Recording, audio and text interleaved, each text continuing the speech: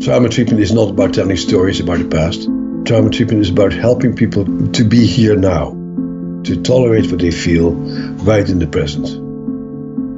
As long as you can tolerate what's going on right now, there's no need for any further treatment. That was Dr. Bessel van der Kolk. He's the world's leading expert on the treatment of trauma, and he makes a really important point. To heal from trauma, a client needs to be able to stay in the present, to tolerate their emotion, and to stay grounded in their body. But this can be difficult, especially when the nervous system continues to replay past trauma as if it's happening right now. Hi, I'm Dr. Ruth Basinski. I'm a licensed psychologist in the state of Connecticut and the president of the National Institute for the Clinical Application of Behavioral Medicine. Today, we're going to further look at this issue of working with trauma at the level of the nervous system. Many times, traumatic memory gets trapped in the nervous system. So how do we work with that? How do we release the hold that traumatic memory can have on the nervous system? That's what we're going to focus on today. Honestly, I feel like we don't need the content of the trauma at all, because the effects of the trauma are living in the client in present time, in the way they move, the way they talk, their prosody, the way they think. It's all right there. That was Dr. Pat Ogden. She's an expert in the somatic treatment of trauma. What she's discovered in her work is how trauma gets lodged in the nervous system. You see, it often involves procedural or implicit memory. Now, when we talk about procedural memory, we're talking about the memory of how to do something, like how to ride a bike or how to walk. Those are procedural memories. We're looking for any habit in any pattern, and these could be habits of posture and structure, like somebody who this is the way they go through the world. The shoulders are up, they're rigid, they don't have a lot of flexibility or differentiation, as opposed to somebody who goes through the world like this, or somebody who goes through the world like this, or somebody who goes through the world like this.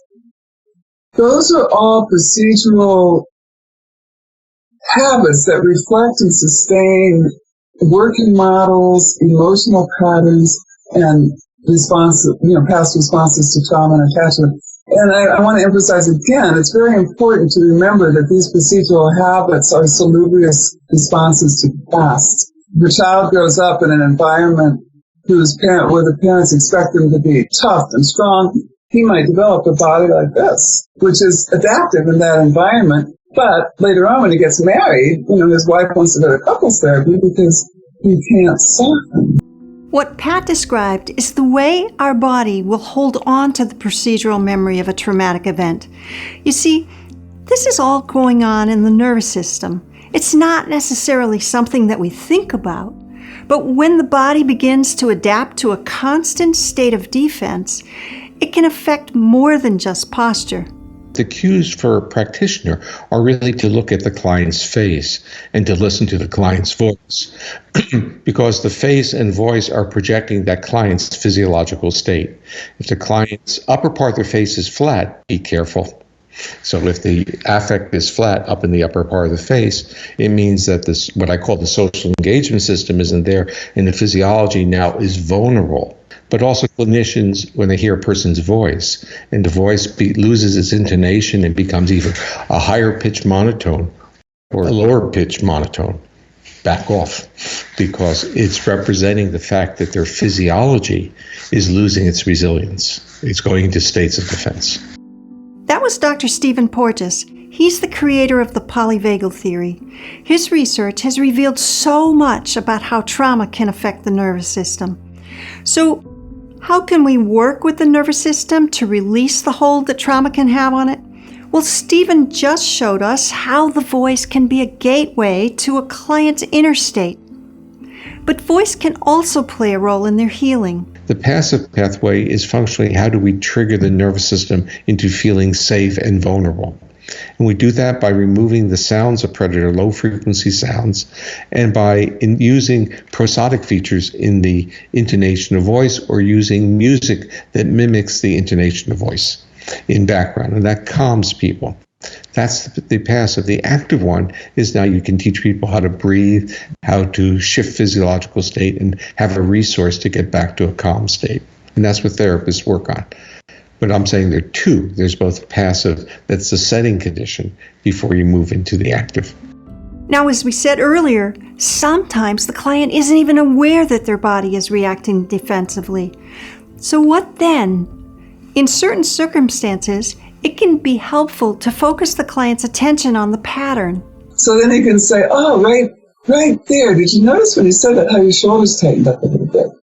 And he might not notice it, but then you can bring his attention to it. And then you have, if he's willing to explore it, you have two options, basically.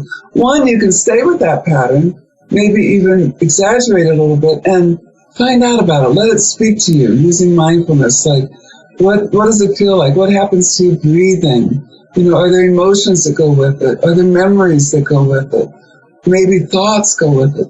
So that's one choice, is to stay with the pattern. Now, this approach works well for clients who can handle the revving up of their pattern.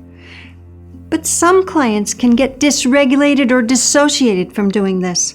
So then we have to come at it from a different angle. The other option is what we would call to resource the pattern, to help him learn to take a breath and let his shoulders drop, okay?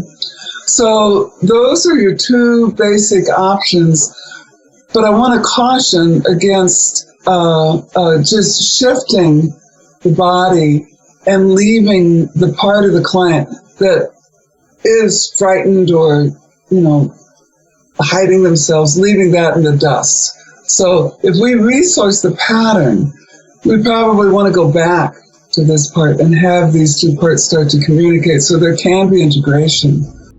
That integration is key, because if we try to help clients release the trauma that's held in the body without addressing the fearful, painful parts, the body will bring back those implicit memories over and over again. So you need to really help people to feel safe, to feel what they feel in their bodies. You need to learn to manage to feel whatever that awful feeling in your belly is as you think about your dad, and to say, okay, that's a feeling I have. This has something to do with the past. I'm going to take a deep breath. I can feel my butt in the chair, and say, okay. And then they can really think about what happened to that little kid back then and how awful it was for that kid to be exposed to that terrible guy. So you allow people to, in the present, safely visit the past. There are many ways that we can help clients gain a sense of grounding in the present so that they can safely revisit the past and begin to heal. Every patient is different, but these strategies for addressing the nervous system can be a critical first step in our patients' recovery from trauma. As we saw in the last video, there are quite a few nuances in the treatment of trauma and a number of things that can go wrong. That's important because trauma doesn't just affect the one person involved. It also affects their spouse, their children, and their friends. So when healing occurs, many lives are touched beyond what might have ever been thought possible. And once people experience healing, they and their family, even their community, are forever changed. That's why I believe that every time we help someone heal from trauma, we change the course of civilization. But for right now, please let us know, how will you use what we talked about today in your work with your clients?